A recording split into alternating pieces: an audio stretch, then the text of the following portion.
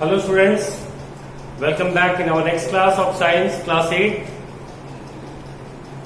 I have already discussed a chemistry chapter and a bio chapter. You can recall the biology chapter was production and chemistry chapter was what it was? Fibers and fabric. तो I hope कि आपको ये याद होगा कि हमने उन chapters में क्या क्या किया था. Today we are going to start new and fresh chapter on physics which is chapter name force and pressure. So this is your first physics chapter, force and pressure. तो come on, let's start. What is force? You all know what force is. Force किसे कहते हैं? तो force is any push or pull on an object which tries to change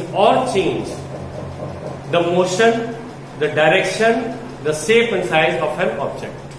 Which means force क्या है? कोई भी push या pull किसी object पे जो हम लगाते हैं, जो हम apply करते हैं, जो क्या करता है, किसी body के स्पीड को चेंज करता है, या अगर वो बॉडी रेस्ट में हो तो उसको मोशन में ला देता है, या अगर मोशन में हो तो रेस्ट में ला देता है. तो ये जो चेंजेस लाता है तो उसको हम कहते हैं फोर्स. तो फोर्स क्या है? सबसे पहले जान लीजिए कि फोर्स इज पुश और पुल. फोर्स और कुछ नहीं है, इट इज पुश और पुल. या तो हम किसी चीज को धक्का देते हैं या हम किसी चीज को खींचते हैं. ये धक्का देना और खींचना ही फोर्स है. और इसका असर क्या होता है? इट कैन स्टॉप अब एनी मूविंग ऑब्जेक्ट. अगर कोई चीज चल रहा है, जैसे ये पेन अगर चल रहा है तो उसको अगर रोकना है तो सामने से इधर किसी को फोर्स लगाना पड़ेगा. तो चलती हुई चीज को रोकने का काम करता है फोर्स, या रुकी हुई चीज को वो चला देता है. If any body is in rest position then force can move it. जैसे अगर ये पेन है, इसको हम फोर्स लगा दे तो ये मूव कर जाएगा. और इट कैन चेंज शेप. जैसे एक बलून है, अगर हम उसको दबा दें तो उसका शेप चेंज हो जाता है, साइज चेंज हो जाता है. और क्या करता है? अगर कोई बॉडी एक डायरेक्शन में जा रहा है तो वो उसको दूसरी डायरेक्शन में बेंड कर देता है. जैसे बॉलर बॉलिंग करता है तो वो सीधा फेंकता है, बैट्समैन फोर्स लगा के उसको कवर में या स्क्वायर में या मिड ऑन पे या मिड ऑफ पे हिट कर देता है. तो इस तरीके से उसका डायरेक्शन को भी चेंज किया जा सकता है, लेकिन उसके लिए फोर्स जरूरी है. साथ ही साथ shape, size, direction, speed, rest, motion, इन सब में चेंज लाने वाला agent by the action of push और पुल, उसी को हम कहते हैं फोर्स. तो अब आपको समझ में आ गया होगा कि फोर्स क्या है.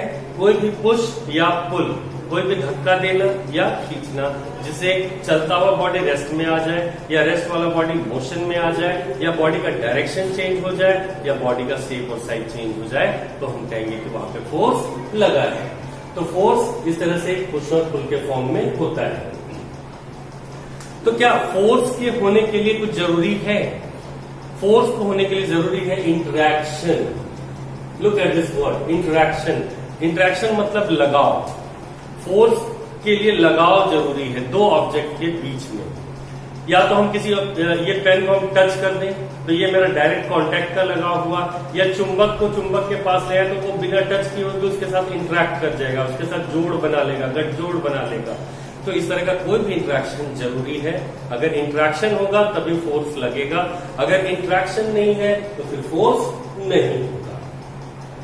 हमने देख लिया फोर्स का इफेक्ट क्या होता है. फोर्स का पहला इफेक्ट क्या है?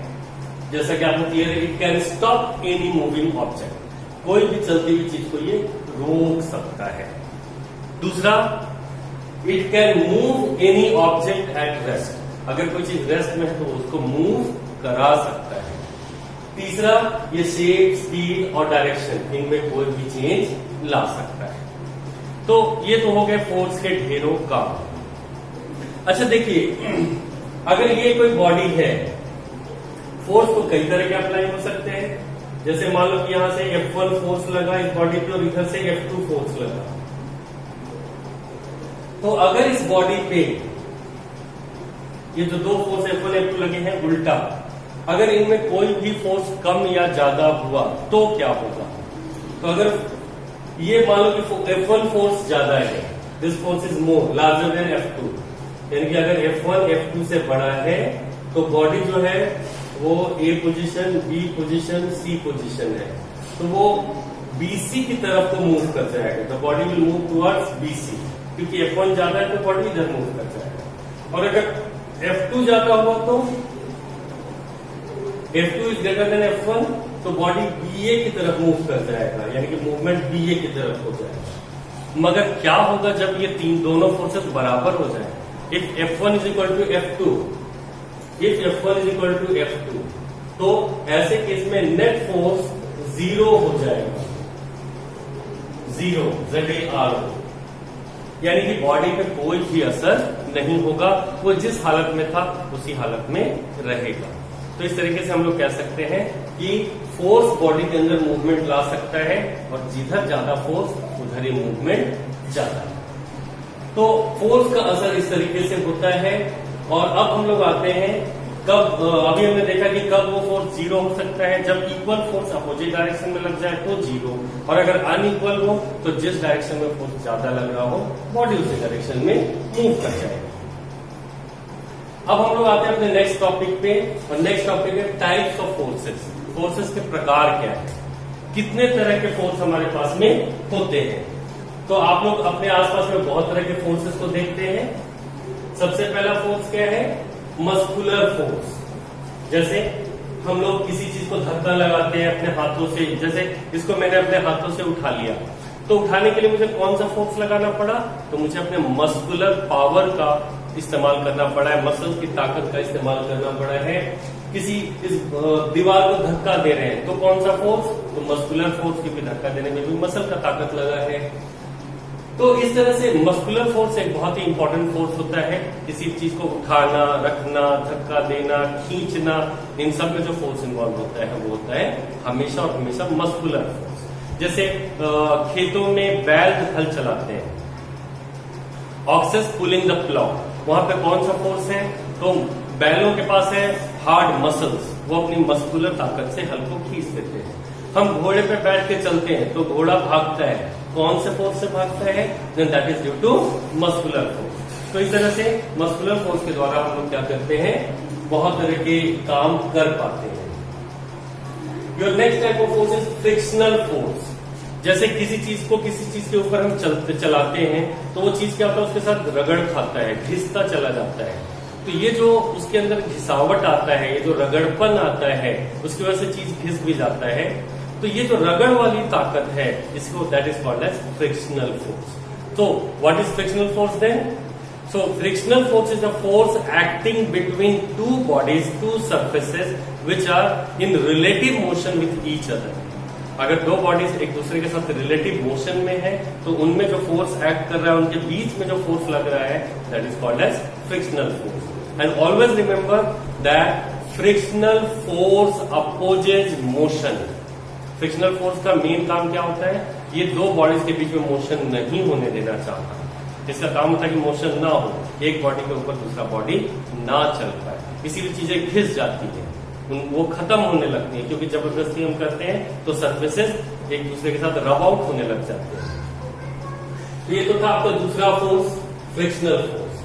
देन कम्स इलेक्ट्रोस्टैटिक फोर्स, यानी कि विद्युतीय फोर्स, बल, इलेक्ट्रिसिटी की वजह से लगने वाला force, that is called as electrostatic force. अब आपको मैं एक बहुत ही सिंपल सा एग्जांपल बताता हूं कि अगर मेरे पास छोटे छोटे बिट्स ऑफ पेपर्स हो, छोटे छोटे कागज के टुकड़े हो और एक प्लास्टिक का कंघी हो या ये पेन ही हो, अगर इस पेन को हम अपने सूखे बालों में, ड्राई हेयर में रब करेंगे और रब करके उन पेपर के पास ले जाएंगे तो ये कंघी जो है उन पेपर को खींचना शुरू कर देता है। आप चाहे तो अपने घर में भी एक्सपेरिमेंट करके देख सकते हैं। अब सवाल ये उठता है कि वो पेपर ऊपर को क्यों उठा? क्योंकि जब तक कोई फोर्स नहीं लगेगा तब तक तो उस पेपर को उठना नहीं चाहिए था। तो यहाँ भी यही हो रहा है, यहाँ फोर्स लग रहा है, और वो फोर्स लगाने वाले कौन है? तो वो फोर्स लगाने वाली चीजें हैं चार्ज, यानी कि वहां पे चार्जेस फोर्स लगाते हैं। हर बॉडी के अंदर दो तरह के चार्ज होते हैं, पॉजिटिव चार्ज और नेगेटिव चार्ज। तो जब हम कंघी को रगड़ते हैं तो उस पर एक चार्ज आ जाता है, चाहे वो पॉजिटिव आए चाहे वो नेगेटिव आए, मगर एक चार्ज आ जाता है, और वो जो चार्ज है फिर पेपर को भी चार्ज कर देता है, और दो चार्ज के बीच में एक अट्रैक्शन या रिपल्शन डेवलप हो जाता है, जिसके बारे में आप हायर क्लास में पढ़ेंगे। तो वहां भी एक फोर्स है, और वो फोर्स कहलाता है इलेक्ट्रोस्टैटिक फोर्स। ग्रेविटेशनल फोर्स के बारे में आप लोग जानते हैं कि जैसे अर्थ है वो हर चीज को अपनी तरफ खींचता है। सबसे पहले इसके बारे में हमें किसने बताया था? न्यूटन ने बताया था। जब न्यूटन का कहना है कि जब न्यूटन साहब किसी सेब के पेड़ के नीचे बैठे हुए थे तो सेब नीचे को गिरा, तो वो ये सोचने लगे कि आखिर ये सेब हमेशा नीचे को ही क्यों गिरता है। तब उन्हें बहुत सोचने के बाद ये समझ में आया कि सेब नीचे को इसलिए गिरता है क्योंकि अर्थ उस सेब को खींचता है, एक फोर्स लगाता है। और ये फोर्स ऐसा नहीं कि सिर्फ अर्थ और सेब के बीच में है। दुनिया में कोई भी अगर दो मास है कहीं पे भी, उन दोनों मासेस के बीच में हमेशा ही ये फोर्स काम करता है। हमेशा, हर दो मासेस के बीच में। अगर आप दो दोस्त खड़े हैं तो आप दोनों दोस्तों के बीच में भी ये फोर्स काम करेगा। आप लोग एक दूसरे को खींच रहे होंगे, लेकिन ये फोर्स इतना कम होता है कि हमें महसूस नहीं हो पाता। अर्थ बड़ा है तो उसका फोर्स ज्यादा होता है, इसलिए वो सेब फटाफट अर्थ की तरफ खींचकर चला आता है। तो ये जो दो फोर्सेस होते हैं जो दो मास को अट्रैक्ट करते हैं, these forces are called as gravitational force. Gravitational force के साथ एक और फोर्स आता है आपके पास में, और वो है मैग्नेटिक फोर्स। आप सभी बच्चों ने कभी ना कभी तो मैग्नेट के साथ कोई ना कोई गेम खेला होगा, और आपने देखा होगा कि एक मैग्नेट दूसरे मैग्नेट को या तो धक्का लगा रहा है या उसको अट्रैक्ट कर रहा है। Either the magnets are repelling each other और the magnets are attracting each other. तो ये जो दो मैग्नेट्स के बीच में फोर्सेस लगते हैं, these forces are called as magnetic forces. तो हमारे पास फोर्सेस के भी बहुत सारे टाइप्स हो गए हैं अब, muscular force, frictional force, electrostatic force, gravitational force और मैग्नेटिक फोर्स। अब हम आते हैं अपने नेक्स्ट टॉपिक पे, and our next topic is contact and non contact forces. तो देखिए, those forces which arise due to contact between two bodies directly. अगर दो बॉडीज डायरेक्टली एक दूसरे के कॉन्टैक्ट में आते हैं और उनके बीच में कोई फोर्स एक्ट कर जाता है, तो हम कहते हैं कि वहां पे कौन सा फोर्स है? तो वहां पे कॉन्टैक्ट फोर्स है। जैसे ये पेन और ये बोर्ड, इसने पेन ने बोर्ड पे फोर्स लगाया है और ठक ठक का आवाज आया, तो इसमें दोनों कांटेक्ट में आए, तो ये क्या है? कांटेक्ट फोर्सेस है। मस्कुलर फोर्सेस कांटेक्ट फोर्स का एग्जांपल है, फ्रिक्शनल फोर्स कांटेक्ट फोर्स का एग्जांपल है, क्योंकि ये तभी हो सकता है जब दो ऑब्जेक्ट आपस में कांटेक्ट में हो। मगर आपने देखा कि ग्रेविटेशनल फोर्स, मैग्नेटिक फोर्स और इलेक्ट्रोस्टैटिक फोर्स, ये फोर्सेस ऐसे थे जहां दो बॉडी का कांटेक्ट में आना जरूरी नहीं है। ऐसा नहीं था कि कंघी को अगर हम पेपर के साथ टच कराते तो ही वो उसको खींचता, वो उससे दूर रह के भी उसको खींच सकता था। मैग्नेट के केस में भी ऐसा ही होता है, एक मैग्नेट यहाँ एक मैग्नेट यहाँ, दोनों के बीच में फोर्स लगता है बिना कांटेक्ट में आए। वैसे ही ग्रेविटेशनल फोर्स, कहाँ सैटेलाइट है कहाँ अर्थ है, दोनों के बीच में बहुत दूरी है, मगर अर्थ हमेशा उस सैटेलाइट को खींचता रहता है। तो इस तरीके से जो फोर्सेस बिना कांटेक्ट में आए एक्ट करते हैं उन्हें हम कहते हैं नॉन कांटेक्ट फोर्सेस। तो फोर्सेस का दो कैटेगरीज हो गया, contact and non contact forces. तो ये तो सारी बेसिक बातें थी आपकी फोर्स से रिलेटेड कि फोर्स है क्या, जो इस पार्ट के अंदर आपको बताया गया। इसी चैप्टर का दूसरा पार्ट है प्रेशर, जिसको हम लोग अपने नेक्स्ट क्लास में डील करेंगे। तो आप लोग उस नेक्स्ट क्लास का वेट कीजिए, और तब तक पिछला चैप्टर जो फैब्रिक एंड फाइबर हुआ है उसका नोट्स मैं आप लोगों के लिए भेज रहा हूँ।